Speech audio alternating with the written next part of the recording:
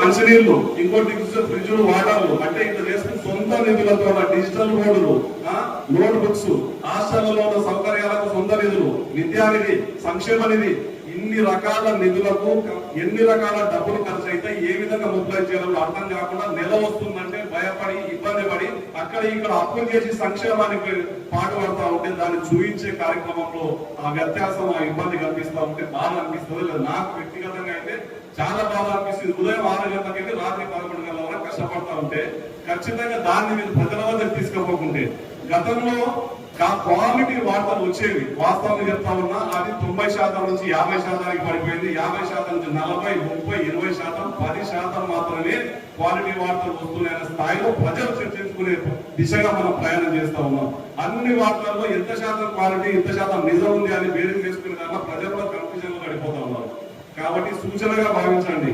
Press club దానికి press club కానీ మీ అన్ని జర్నలిజంలో ఉన్నటువంటి మీ యొక్క కమిటీలన్నీ కూడా ఏదో ఒక కమిటీ వేసి ఈ విధంగా రాసిన వాళ్ళని మీరే బహిర్గతంగా ఈ తప్పుడు వార్తలు రాస్తే చర్యలు తీసుకుంటామో మీకు అక్రెడిషన్ కార్డు క్యాన్సల్ అవుతుందని మీరే నిబంధన పెట్టుకుంటే గానీ ఇటువంటివి తగ్గవు. సమాజంలో ఇటువంటి ఇబ్బందికరమైన పరిస్థితులు తలెత్తాయని తెలియజేస్తూ ఇంకో విషయం ఏంటంటే గతంలో ఇంతకుముందు విజయాన్ని చెప్పిండు, చాలా మంది మాట్లాడారు.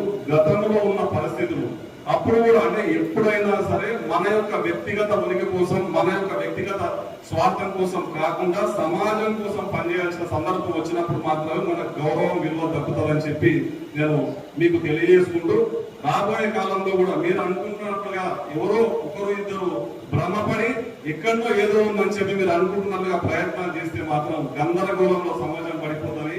ఇంత మంచి స్వేచ్ఛ, ఆప్యాయత, ప్రేమ, అనురాగం ఈ యొక్క సంక్షేమ కార్యక్రమాలు ఉన్నటువంటి నాయకత్వం మనకు దొరకదు. ఏమన్నట్టు సామెత చెప్పినట్లుగా పాలించి ఆవును వదిలిపెట్టి ఏదో తెచ్చుకున్నట్లుగా సామెత ఉన్నట్లుగా అయిపోతుందని చెప్పి దాన్ని మీరు దృష్టిలో పెట్టుకోవాలని, మీకు ఇళ్లకు సంబంధించిన వరకు ఇంతకుముందు ఏదైతే నాయకులు మాట్లాడిందో, ప్రెస్ క్లబ్ నాయకులు మాట్లాడిందో, జర్నలిస్టులు మాట్లాడిందో దాంట్లో భాగంగా అన్ని విధాలైనటువంటి మొన్ననే రీసెంట్ గా కలెక్టర్ గారిని, ఎమ్మెల్యే గారు ఆందోళన కలవడం జరిగింది. దాంట్లో కూడా మీ విషయాన్ని డిస్కషన్ చేయడం జరిగింది. నేను చెప్తా ఉన్నా నెక్స్ట్ ఖచ్చితంగా 100% జర్నలిస్టులకు ఇల్లు రావడం ఖాయం. ఎమ్మెల్యే గారి సహకారంతో 100% దాంట్లో ఎంతమందికి వస్తాయి, ఎట్లా బిల్డర్ చేయాలని తెలియదు, రావడం అయితే ఖాయం. మాట అబద్ధం చెప్పే ఇది కాదు. కానీ దాన్ని టెక్నికల్ గా ఎన్ని రకాలుగా ఏ విధంగా చేయాలి దానిలో చర్చలు జరుగుతున్నాయి. చేసే తీరుతాం, దాంట్లో డౌట్ లేదు. మీ అందరి సహకారము ప్రజలకు చేస్తున్నటువంటి సంక్షేమ కార్యక్రమాన్ని మూలమూలం తీసుకుపోయే దాంట్లో మీరందరి సహకారం కావాలని, మీరు ఇచ్చే ఉత్తేజమే మేము పనిచేయడానికి మాకు పునాదిగా మారుతుందని చెప్పి తెలియజేస్తూ ఈ అవకాశం ఇచ్చిన జర్నలిస్ట్ మిత్రులందరూ కూడా పేరు ధన్యవాదాలు.